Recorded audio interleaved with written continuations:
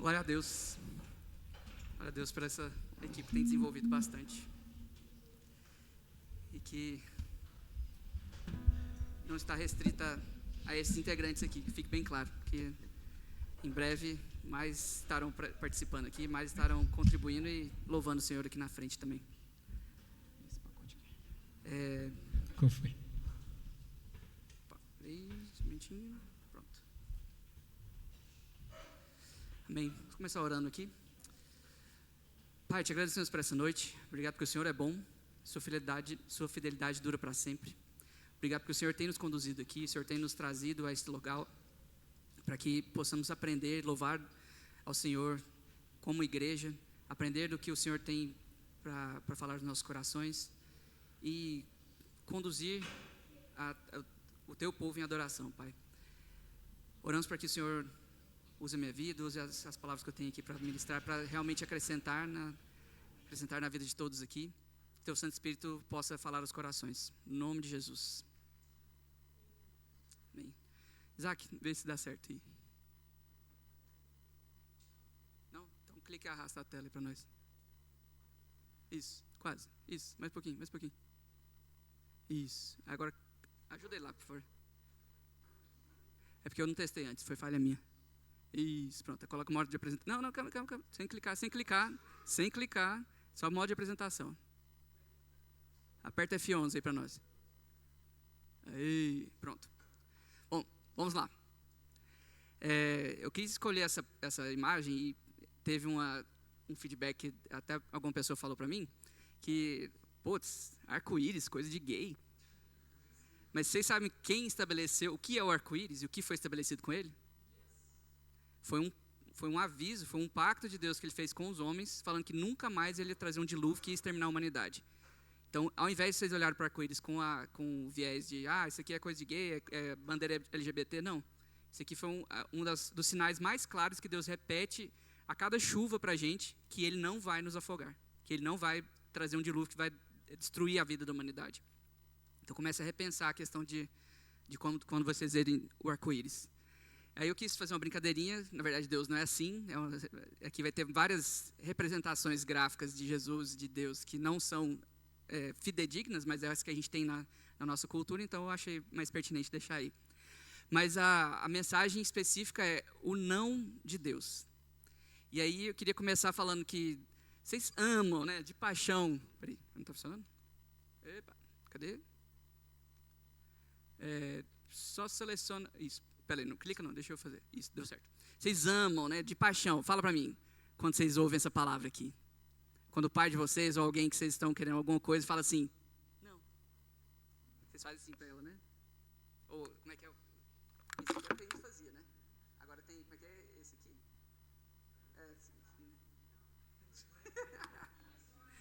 É sim também, né? Sim tá certo também. Dorameiros.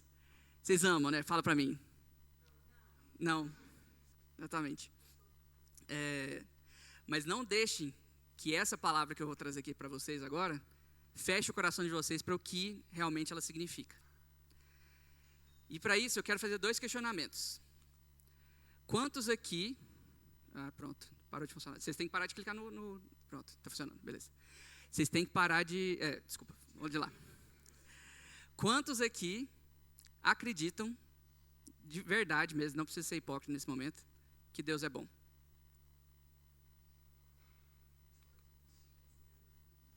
Não tá saindo do jeito que eu queria aqui, pronto. Tá, então vamos prosseguir a partir daí, beleza. E agora, isso está refletido na Bíblia, no versículo lá de Lucas, capítulo 18, versos 18 e 19, que é quando ele encontra o jovem rico. Que ele fala, bom mestre, o que posso fazer eu para poder chegar no paraíso, para poder entrar na eternidade? Né? Deixa eu ler com vocês aqui, né? Herdar a vida eterna. E aí Jesus responde, por que você chama de bom? Apenas Deus é verdadeiramente bom. Então ele já chega num questionamento. Ele já chega num confronto para esse jovem rico. Se você está falando que eu sou bom, quer dizer que eu estou ligado a Deus, certo? Só Deus é bom. Então a bondade procede dele. Então, pela Bíblia, a bondade vem de Deus. E agora outra pergunta. Quantos de vocês aqui têm filhos? Levanta a mão. Tem uns dois ali que pode falar alguma coisa ali, né? Tá, calma, vou chegar lá. E quantos de vocês aqui têm irmãos? Agora eu já quero ver mais braços levantados. Quantos têm irmãos aqui? Beleza. Quantos têm primos? Beleza. E quantos têm pets? Animaizinhos? Não, enfim. Mas já tiveram, né? Beleza, então já conta. E agora vocês me respondam. Vocês tendo essas pessoas, os pets perto de vocês querem o melhor para eles? Certo? Então, se algum deles, seu filho, seu primo, seu sobrinho, sei lá, seu pet, enfim, te pedir comida, você era capaz de dar um prato de pedra para ele comer? Parabéns, Sofia. Boa resposta. Então, a gente vai lá para o texto também de Mateus. Mateus capítulo 7, dos versos 7 a 11, mas eu vou ler só o 9 para frente. Respondo, se o seu filho, aí pode substituir por irmão, filho, pet e tudo mais. Se ele te pedir pão, você lhe dará uma pedra no lugar? Ou se pedir um peixe, você lhe dará uma cobra? Eca. Portanto, se vocês que são maus sabem dar presentes aos seus filhos, quanto mais o seu Pai, que está no céu, dará bons presentes aos que pedirem. Então, tem duas afirmações aqui. Deus é bom, certo? E se a gente que é considerado mal dá boas coisas para os nossos queridos, quanto mais Deus que nos criou, certo? Então, vamos caminhar a partir daí. Então, aí, agora que vocês já responderam essas duas, beleza? Que Deus é bom e que vocês gostariam de ser bons como Deus é bom pra gente, certo? Então, me responda assim, por que quando Deus, e de milhares de formas possíveis, diz não para vocês, por que a gente tem dificuldade de aceitar isso e a gente fica até bravo com Ele?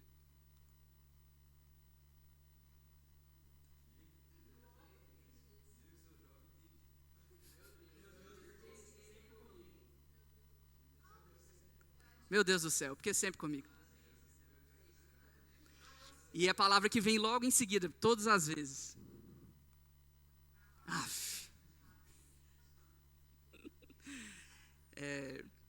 Então, isso é realidade, verdade? Vocês já enfrentaram isso na vida de vocês? Yes, várias vezes, né? Às vezes todos os dias. Inclusive agora. Enfim, a gente está começando a entender um pouquinho do dilema da coisa. Só que vamos olhar a partir do povo de Deus? Hã? Então vamos lá. Deus nos criou, certo? Está escrito lá em Gênesis, capítulo 1, versículo 26. E Ele não só nos criou, Ele nos fez perfeitos e também nos fez o ápice da criação. A gente é a obra-prima, a cereja no bolo que Deus fez foi a gente. E Deus deu tudo que a gente precisa. E além disso, Ele ensinou quais são as prioridades que a gente tem que se atentar. Aí vamos andar um pouquinho aqui. Lá em Gênesis 1, 26 e 27, eu não vou ler tudo, eu vou resumir um pouquinho.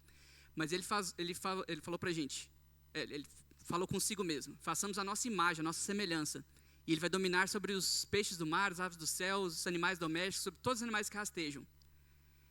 E assim, Deus nos criou a própria imagem dEle, nos fez homem e mulher. Em seguida, lá em Salmos 8, 44 a 5. Quem são os simples mortais para que pensem neles? Isso é o homem falando dele mesmo. Vendo toda a criação de Deus, tudo que Ele já fez, o mundo e os céus e as estrelas. Quem são os simples mortais para que Deus pense neles? Quem são os seres humanos para que com eles te importes? E, no entanto, os fizeste apenas um pouco menores que Deus e os coroaste de glória e honra. Então, essa foi a perspectiva que Deus tem a respeito de nós. Além disso também, lá em Gênesis capítulo 1, 28 a 29 também, Ele nos ordenou, encham a terra, dominem sobre tudo. Tudo que cresce na terra é para alimento de vocês. Lá em Gênesis 2, 21 e 22 também. Ele nos deu aquilo que nós estávamos precisando. Deu comida, agora no Gênesis 2, 21 e 22, Ele deu companhia, porque acabou com a solidão do homem, Ele deu uma companheira. Mateus 6, 25 a 34. Por que vocês se preocupam com tudo? Eu cuido dos pássaros e das plantas, eu cuidarei muito mais de vocês. busquem o reino, não fiquem ansiosos com o que está por vir. Então ele nos criou, nos deu tudo que a gente precisava e também nos orientou. Lá em Êxodo 20, são os 10 mandamentos. Lá nos 10 mandamentos tem toda a verdade a respeito de nós, de como é a nossa natureza caída. A gente inveja, a gente rouba, a gente quer mentir, quer ter a coisa dos outros, enfim. E os 10 mandamentos colocam vários nãos. Não faça isso, não faça aquilo, não faça aquilo. Então você acha para alguém que tem uma prática, uma daquelas práticas que é recriminada dentro dos 10 mandamentos, você acha que eles gostariam de ouvir aquilo lá, Deus falando isso para eles? Mas por que, assim, vamos só colocar num ponto aqui.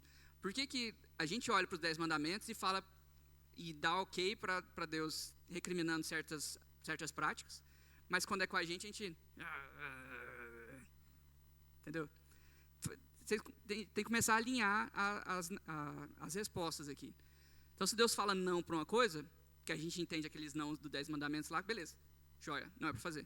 Mas quando ele fala um não para a gente de alguma outra forma, é o mesmo Deus falando o mesmo não. Então, quer dizer que pode ter alguma coisa que a gente não está de acordo com a vontade de Deus. E ele também nos deu seu único filho, em resgate pelo que a gente já tinha feito. Enfim, a gente fala, quando eu falo a gente tinha feito, ele fala, foi Adão que fez, não fui eu não. Mas enfim, herdamos essa natureza de Adão e estamos, o mesmo sangue que correu em Adão, corre em nossas veias, e por isso a gente nasce com essa natureza pecaminosa e que é contra Deus. Mas ele nos deu seu filho para poder construir de novo essa ponte, para nos ligar a ele. E nos deu sua palavra e seu espírito para que a gente consiga chegar no lugar onde ele espera que a gente chegue. Então lá, em João 3,16, acho que vocês devem saber de cor salteado, né? Mas ele nos amou tanto, tanto, que enviou o seu único filho para pagar o preço por nós. Em Romanos 8,32 ele fala, se Deus fez isso por nós, ele não fará muito mais coisas através disso? Assim, se ele escolheu pegar o que era mais precioso dele e sacrificar em nosso favor, quanto mais as outras coisas que a gente precisa. E eu vou entrar nesse ponto daqui a pouquinho. Certo? Tá. E aí está falando sobre a orientação. Lá em João 14, 23 e 27, quem ama a Cristo, obedece a Ele e às palavras que vêm de Deus. E o Espírito Santo nos ajudará a cumprir esse mandamento dele.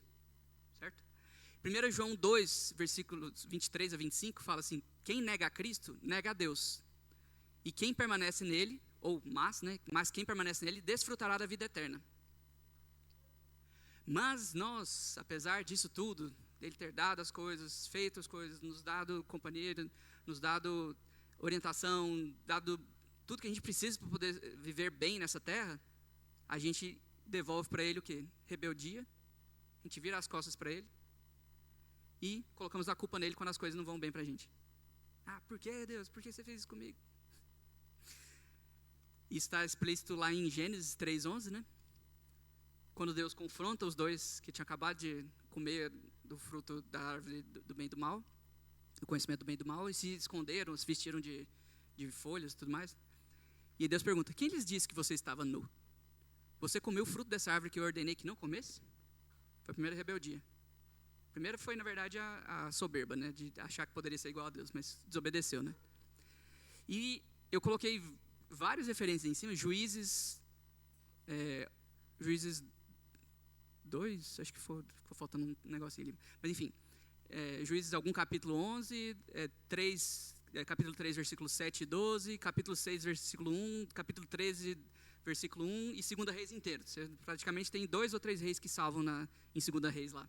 Todos eles, em todos esses versículos, ou nesse capítulo inteiro de 2 Reis, aparece essa frase. E o povo de Deus fez o que era mal aos olhos do Senhor. Isso não é nosso, assim, não é exclusivo nosso dessa época. Isso é praticamente desde que o homem saiu do Éden. Assim, a gente pode ter vários exemplos de pessoas que foram fiéis a Deus. Teve desde lá do início Sete, o próprio Abel, Enoque, Abraão e tudo mais. Mas assim, são casos que são citados no meio de um mar de pessoas que provavelmente desagradaram a Deus e fizeram o que era errado aos olhos do Senhor. Certo? E deixa a gente como? Praticamente sem palavras. Por quê? Em vista de tudo isso que ele fez, a nossa resposta é se rebelar e contradizer tudo isso que Deus nos deu. Então, falta algo para Deus provar para a gente que Ele quer o nosso melhor? Isso disso aqui que eu apresentei? Vocês acham que ainda falta alguma coisa? Deus, ficou faltando isso aqui para Deus fazer para a gente. Nos dá R$1 milhão, qualquer coisa assim. Falta isso para Deus provar que Ele é bom? Não, acho que não, né? Falta casa. Ele vai chegar lá também. Então, porque a gente insiste e a gente teima em não obedecer o que Deus fala pra gente. Nosso coração é a resposta. Por que isso acontece? Ele é enganoso e extremamente corrupto. Está cheio de desejos maus e cobiçoso de várias coisas que não deveria estar pensando. Pô, então eu sou mau? Sua natureza diz que sim. Porque, assim, se você, por exemplo, eu sou super, vou assumir um papel aqui, né? Eu sou super bonzinho e tal, nunca respondo ninguém e tal. Mas se alguém pisa no meu pé, nossa, mas eu xingo demais a pessoa na minha cabeça.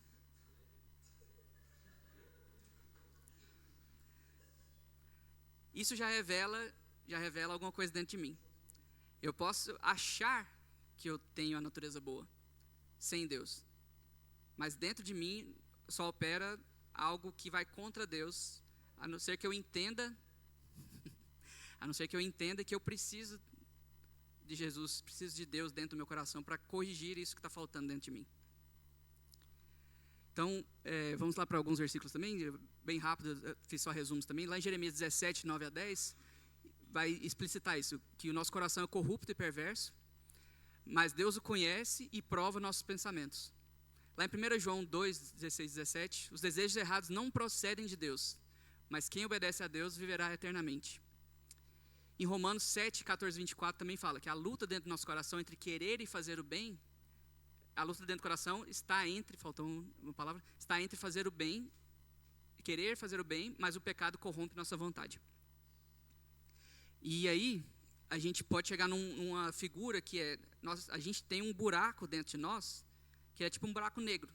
Ele nunca é saciado. A gente pode tentar preencher com qualquer tipo de bugiganga, ação, evento, companhias, comidas, prazeres, tudo mais, e ele vai estar sempre vazio. É tipo um buraco negro mesmo, ele consome e some. Não existe mais, e o buraco permanece.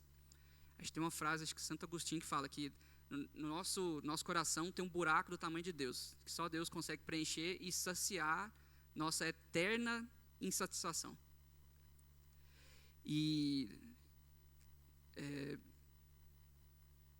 Então, aí vou alguns versículos também, falando que, apesar desse buraco que a gente tem dentro da gente, Deus não nos abandona. Apesar de, consistentemente, sistematicamente, de vez após outra, a gente está fazendo essas coisas com Deus, a gente até fica desanimado com a gente. Pô, mas de novo eu fiz isso, eu desobedeci o Senhor, de novo eu pequei, de novo eu fiz aquilo que eu prometi não fazer. Apesar disso tudo, Ele não desiste da gente. Ele não, vamos falar assim, apesar da nossa infidelidade, Deus permanece fiel, vez após outra, dia após dia, de eternidade a eternidade. E isso é o que nos dá segurança, nos dá tranquilidade, vamos falar assim, não nos deixa cair em desespero, que Deus vai estar sempre pronto a nos perdoar. E não importa o que você fez, não importa as escolhas que você tomou, não importa quão longe você pensa que pode ter estado de Deus, Ele não desiste de você. Isso tem que ficar muito claro no coração de vocês. A gente às vezes briga e vê assim, só no aspecto natural, a gente briga com nossos pais, briga com uns amigos que a gente fala, não, nunca mais vou ser amigo de tal pessoa e tudo mais. Porque eu cruzei a linha, daqui para frente, assim, depois que cruzou essa linha, não tem como voltar atrás. A pessoa não pode ser nunca mais minha amiga, nunca mais vou conseguir conversar com tal pessoa, ficar perto de tal pessoa. A gente baseia muito no nosso natural. Mas Deus não tem linha que a gente cruze, que a gente não consiga voltar para os braços dele. E aí, vamos lá ler alguns resumos também de Romanos 5:8. Mas Deus nos prova seu grande amor ao enviar Cristo para morrer por nós, quando ainda éramos pecadores. Lá em Tiago 1, 2-5 também fala que nas provações aprendemos e crescemos. E quem quiser sabedoria de Deus, basta pedir a Ele. Então, Senhor, se na sua vida, na sua jornada, você tem batido cabeça tanto que pensa assim, Deus, mas não é possível que eu estou fazendo isso de novo, não é possível que eu não aprenda tal coisa. Peça sabedoria. Ele dá livremente a quem pede autenticamente, assim, de verdade mesmo, né, sabe? Fala assim, Deus, me ajuda a ter sabedoria nessa área, eu não tenho. Eu preciso aprender do Senhor, eu preciso que o Senhor me ajude a vencer esse desafio. E Ele dá. E ajuda você a crescer e ajudar outras pessoas também. E aí... Bom, e aí como que a gente acaba conseguindo vencer esses desafios? A gente tem ajuda. A gente tem o próprio Senhor, a palavra que Ele nos dá. A gente tem nossas famílias, principalmente as que já são cristãs, mas não deixe de considerar que a família que não é cristã, que não professa o nome do Senhor, que não confessa ainda que é crente, não pense que elas não têm algo a acrescentar para a gente poder também ser liberto daquilo que nos prende, né? E a gente também tem nossos amigos e a igreja.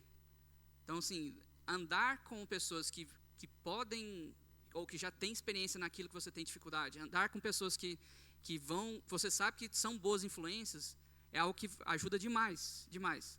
Então, aqueles coleguinhas são extremamente mau caráter, extremamente boca suja, extremamente que só pensam em fazer o caos e a discórdia e tudo mais, se você andar com ele, provavelmente você vai acabar absorvendo alguma coisa dele. Assim, é bem evidente que as nossas amizades, nosso círculo de amizades, ele tem muita influência na nossa vida. Então, assim, não é que você vai ter que excluir todas as pessoas que fazem algo desse tipo. É impossível, você está vivendo no mundo. Mas, apesar disso, é extremamente importante que você seja consciente das pessoas com quem você anda. Olhar as atitudes das pessoas e medir. Será que está valendo mais a pena eu andar com essa pessoa do que andar com outras pessoas? Por conta, principalmente, dessa absorção de atitudes que você pode ter dela, sabe?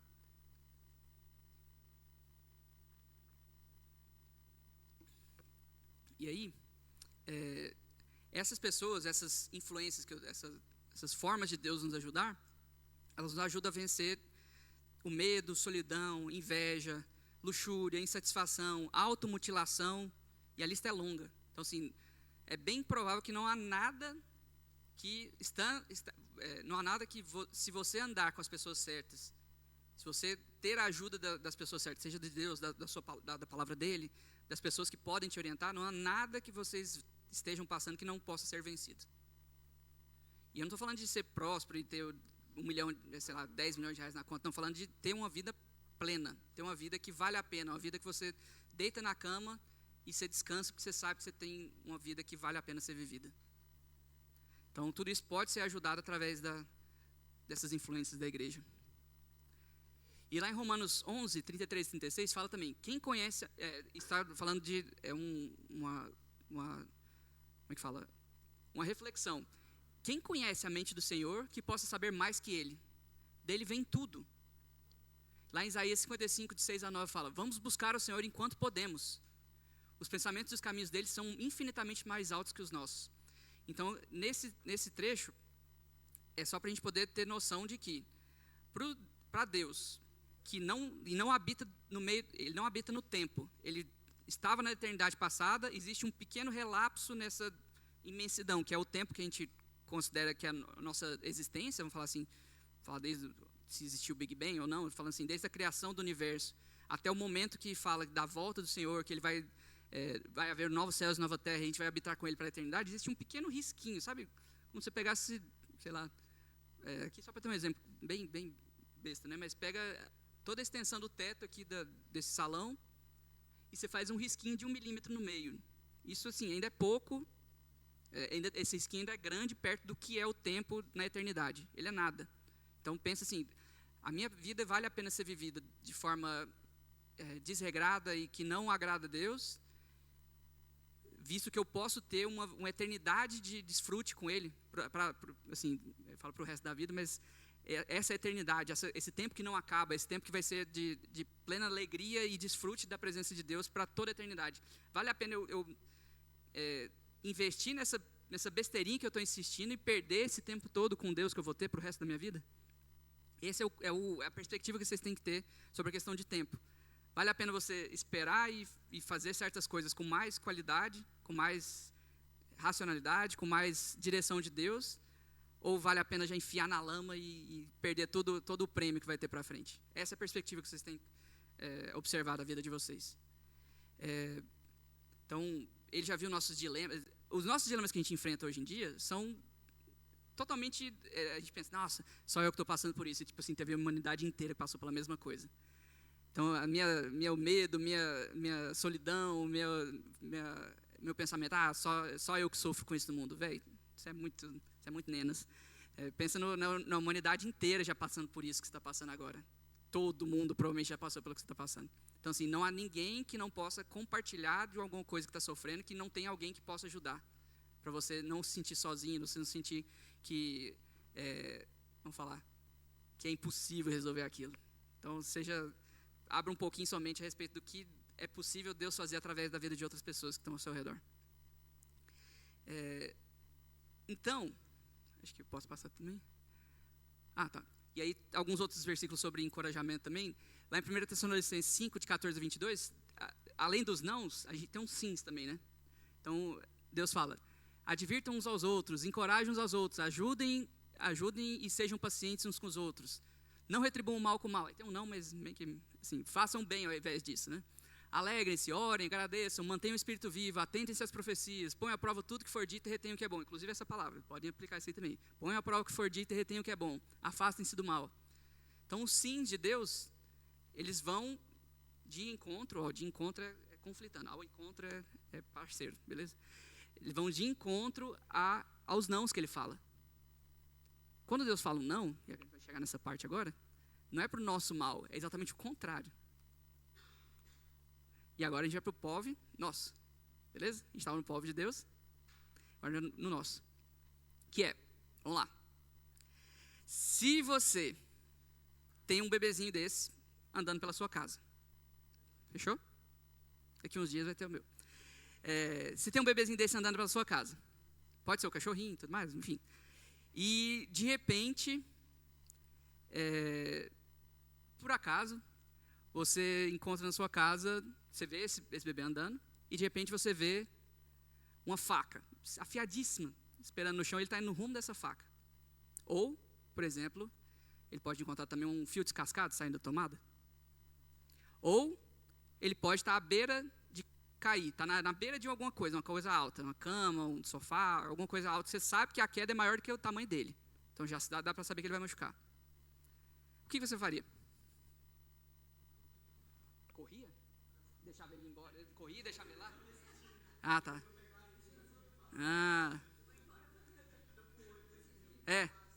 Se eu não ver, não aconteceu, né? Coisa assim, né? Dava um grito primeiro, né? Você não deixa ele fazer. Chegamos. Beleza? Você, que é mau, vamos falar assim, que tem a natureza má, olha para um bebezinho desse, vê uma situação de perigo, o que você faz com ele? Você pega ele e sai correndo. Muito bom também. Você evita que ele faça aquilo, certo? Porque por que você faz isso? Porque você sabe que aquilo lá vai fazer mal para ele, certo? Vocês conseguiram entender a correlação? E por que você imagina que com Deus é diferente?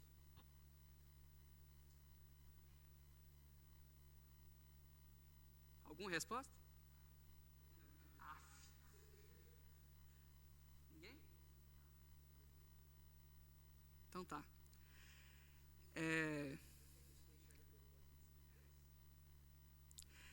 Para Deus, pode ser que aquela faca afiada no chão seja uma festa que está doidinho para ir. Pode ser que para Deus, aquele fio desencapado, que vai dar um choque horrível na criança, pode ser um vício que você vai desenvolver. Pode ser que para Deus, aquela queda que o bebê vai cair da cama ou do sofá, pode ser um relacionamento que você está doido para entrar.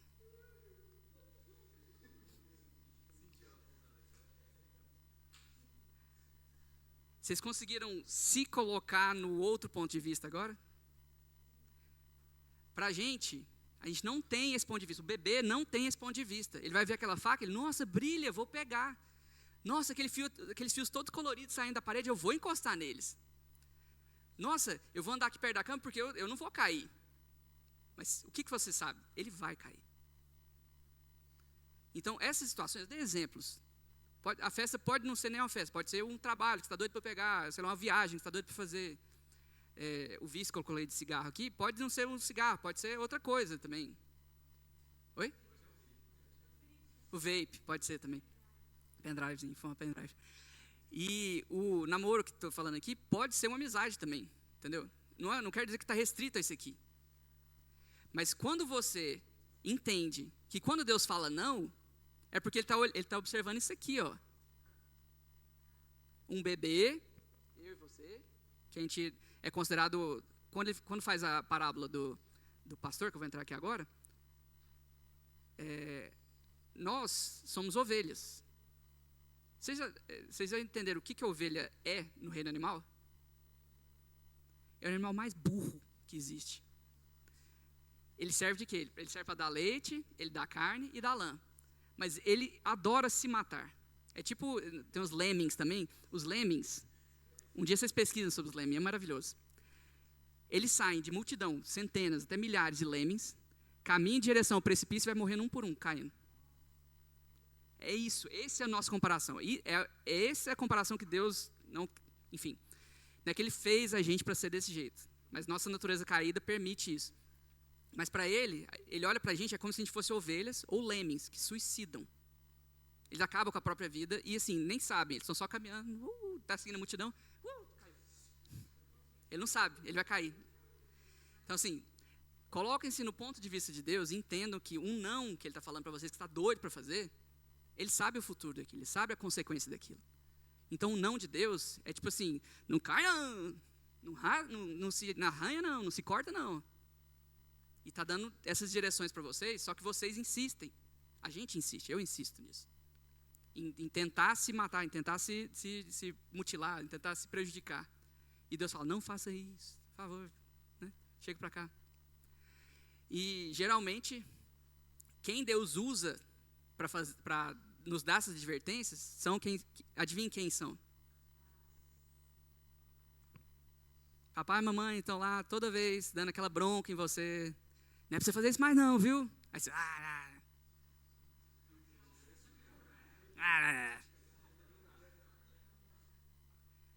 Por quê? Eles já viveram certas coisas, gente. Eles já passaram por aquilo. Eles já tiveram experiência daquilo. Eles sabem o mal que pode fazer. Eles viram os colegas dele que fizeram isso e deu tudo errado. Eles estão falando, não faz isso, velho. Não vai por esse caminho. E assim, isso pode acontecer através dos pais de vocês. Pode acontecer, por exemplo, alguns que já têm carro, outros têm bicicleta e tudo mais. Está doido para ir em tal lugar, de repente o pneu fura. Você, puta, velho, que é isso, velho? Por que aconteceu justo agora? Estava doido para ir lá. E você não sabe o livramento que você teve só por ter tido um pneu furado, sabe? Às vezes você perdeu o ônibus, putz, tinha que chegar lá na hora e atrasei. E às vezes foi um livramento que aconteceu. Então assim, ao invés de resmungar toda vez que alguma coisa sai do controle de vocês, que sai do planejamento, que atrapalha aquilo que você estava querendo fazer, para um momento e considera se isso não foi uma bênção de Deus na sua vida, de você não ter algo pior acontecendo. Certo? E aí vamos entrar na parte da ovelha, do pastor. Eu não achei uma ilustração melhor que essa, as outras eu fiz no chat GPT lá, mas essa aí eu não consegui elaborar uma que ficasse tão bem representativa como esse desenho infantil aqui. Lá em parou? Não sei, pode ter sido. Ah não, foi. Lá em Salmos 23, verso 1 a 4, ele fala que o Senhor é meu pastor, nada me faltará. Certo? Essa parte vocês lembram, né? Ele me faz repousar em verdes pastos e me leva para junto de riachos tranquilos. Renova minhas forças e me guia pelos caminhos da justiça. Assim, ele honra o seu próprio nome. E mesmo quando eu andar pelo vale escuro da morte, não terei medo, pois tu estás ao meu lado. Tua vara e o teu cajado me consolam, me protegem. Então, quando ele cita lá no Salmo 23, esses dois itens do pastor, a vara e o cajado, são esses dois itens aqui. A vara, existem várias varas, né, ao longo da história, mas a vara geralmente era usada para jogar, né, na cabeça de animais, predadores que iam atacar as ovelhas. Mas o cajado era exclusivamente para a ovelha. O cajado, provavelmente vocês nunca viram, mas tem alguns filmes antigos que o pessoal apresentava em palco e tudo mais, aí quando ele estava exagerando, o cara que precisava que o show continuasse ou que ele parasse, ele vem com o cajado assim e puxa a pessoa. Alguns desenhos, alguns filmes antigos tinham isso. E no caso dos pastores, era exatamente isso, de usar o cajado que tem esse gancho para poder puxar de volta a ovelha para o rumo certo. Mas tinha algumas ovelhas que eram muito teimosas. Vocês já viram a musiquinha E as 99, né? As 99 ovelhas. Enfim, quando acontecia, o pastor sabia a quantidade das ovelhas que tinha com ele. Quando ele contava e via que estava um faltando, e ele lembrava por onde ele tinha passado o caminho, o que ele faz? Ele larga as 99 para trás para buscar uma. Isso ele faz e é o trabalho dele. Mas o que a situação representa? Por causa de uma ovelha, 99 ficaram desprotegidas. Então, o que é mais fácil? Eu continuar fazendo isso, deixando 99 desprotegidas para ir buscar uma, ou evitar que essa uma escape? Certo? Então, esse cajado, ele não era só para buscar. Às vezes ele era usado para essas ovelhas teimosas, arisca, que não quietavam e ficavam fugindo toda hora. Ele ia lá com um cajadinho e clac, quebrava a perna de uma delas. Aí, putz, quebrar a perna de uma ovelha? Por quê? Essa ovelha que fugia, não vai fugir mais. Ela vai ser debilitada para o resto da vida, mas ela vai, assim, com essa debilidade da ovelha, o pastor evite que ela se mate, que ela fuja e acaba... Eu estou falando que a ovelha é burra, ela é burra mesmo. Ela entra no enchente e não sabe sair de lá, ela vai para um caminho e se perde, ela fica exposta aos predadores quando, no pastoreio todo, as ovelhas juntas se protegem, vamos falar assim. Então, essa ovelha aqui que está doida para se matar, ela não vai se matar mais, porque agora ela não consegue. Então, às vezes, Deus nos tira algumas coisas que a gente tinha capacidade de fazer para evitar que a gente faça isso em nosso prejuízo. Então, de certas vezes, a situação financeira impede que a gente vá fazer tal coisa.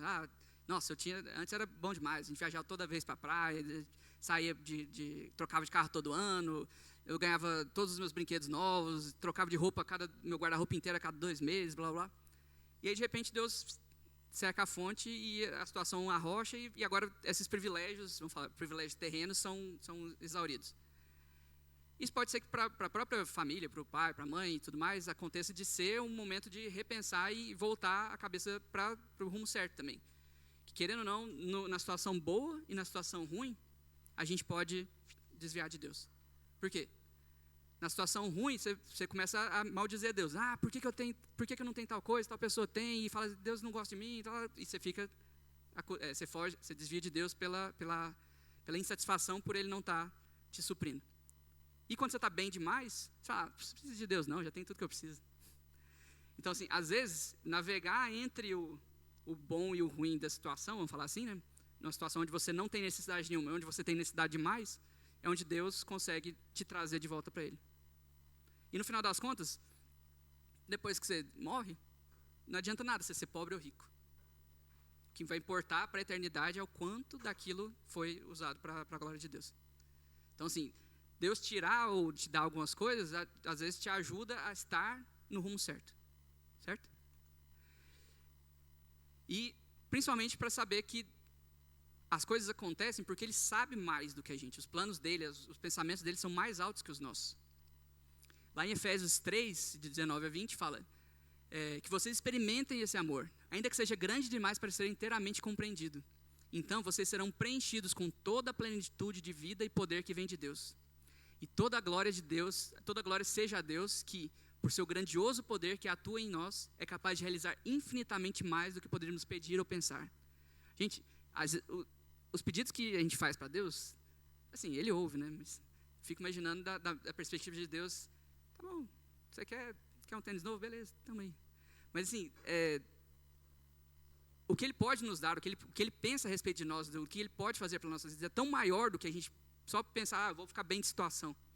Ou sei lá, vou ser mais bem visto, vou passar naquela faculdade, vou passar naquele emprego que eu queria tanto. É tão pequeno perto do que Deus tem reservado para nossas vidas, que, assim, sei lá, é frustrante pensar na frustração de você estar só desapontado com uma coisa pequena que Deus não te deu, que não garante para você, perto do que Ele tem possível para fazer através da vida de vocês. De quão grandes canções podem ser escritas através de vocês, de quantas almas podem ser alcançadas através de vocês, de quanto o reino de Deus pode ser levado a outras pessoas através da vida de vocês, e vocês preocupados se você vai ganhar ou não o tênis, entendeu? É o parâmetro de comparação com a eternidade que eu acabei de falar lá atrás. E aí, caminhando para o final, juro, está acabando. Então, ao invés de... acho que pulou. Tararam. Efésios 4, 18 a 20, foi isso? Isso. Finalzinho mesmo. Então, assim, Ele não nos abandona e promete que, inclusive, em toda e qualquer situação, não tem nada, se você já entregou a sua vida para Ele, se você já fez esse compromisso com o amor dEle, fez o compromisso com essa entrega da sua vida para Ele, não existe nada nessa terra que pode te tirar da mão dEle. E a gente vai lá para Romanos 8, 35 e 37. O que nos separará do amor de Cristo? Serão aflições ou calamidades, perseguições ou fome, miséria, perigos ou ameaças de morte? Como dizem as Escrituras, por causa de ti enfrentamos a morte todos os dias. Somos como ovelhas levadas para o matadouro. Como eu falei, da ovelha. Mas, apesar de tudo isso, somos mais que vencedores por meio daquele que nos amou. Então não existe nenhuma situação, nada que vocês possam fazer, aliás, sim, a não ser abandonar totalmente a fé, aquilo que vocês determinaram para a vida de vocês. Mas não existe nada externamente à vontade de vocês que pode separar vocês do amor de Deus. Esse amor que eu acabei de escrever aqui atrás, em vários slides para trás. Aquele que nos criou, nos deu tudo que a gente precisava, orientou, dá o Espírito Santo para poder nos guiar, nos capacitar para fazer as coisas. Esse mesmo Deus que criou e deu tudo isso para nós, Ele promete que não há nada externo a nós que pode nos tirar desse amor que Ele nos prometeu. Então, pensem com carinho a respeito de quando vocês tiverem alguma negativa na vida de vocês. Pensem se não é eu não vou dizer que assim, tudo que acontece na nossa vida é Deus que causou na vida de vocês. Não fala assim, porque eu chutei a quina da cama com o meu mindinho. Deus, foi isso. Agora eu tenho que aprender com chutar o dedinho na quina também. Pode ser só que você é desastrado mesmo, né? Mas assim, situações mais diversas da vida de vocês podem ser realmente um mover, uma parte do plano dele executando na vida de vocês para vocês cheguem onde ele almeja que vocês cheguem. Não fique só restrito nos planos. Para nós é grande, né? Assim, você presidente do país, você o empresário mais rico da nação, blá, blá. São planos pequenos, são planos efêmeros que com a morte ele acaba. Agora, planos para a eternidade, pode ser que aquele pequeno desvio, aquele pequeno coisa que aconteceu que atrapalhou o plano de vocês, pode ser que isso faça parte daquilo que Deus está trabalhando na vida de vocês. Então, assim, não desesperem, não desanimem, não resmunguem daquilo que acontece na vida de vocês, porque resmungar faz parte da insatisfação contra Deus. Resmungar é considerar que Deus não deu para você o suficiente. Beleza? E aí a gente pode chegar no último, que eu fiz a pergunta lá atrás. Deus é bom? Ele é bom, certo? Amém? Vamos orar aqui? Pai, te damos graças por essa noite. Obrigado porque o Senhor é bom, sua fidelidade dura para sempre. Obrigado que o Senhor tem nos dado mais do que pedimos, mais do que pensamos, e os teus planos são maiores do que os nossos. Oramos para que o Senhor nos traga contentamento, nos traga humildade de entender que o Senhor tem planos melhores para nós. E oramos para que nosso coração seja aberto para falar do teu Espírito, para eu falar daquilo que o Senhor tem para os nossos corações, para que a gente entenda que o Senhor quer o nosso bem. Apesar dos nossos desejos, o Senhor quer o nosso bem. Oramos para que o Senhor seja cada dia mais presente em nossas vidas e a nossa vida seja cada dia mais um reflexo da vida do Senhor aqui na terra. Para que outras pessoas vejam e entendam quão grande, quão bom o Senhor é. E assim possamos cumprir aquele chamado pelo qual o Senhor nos chamou.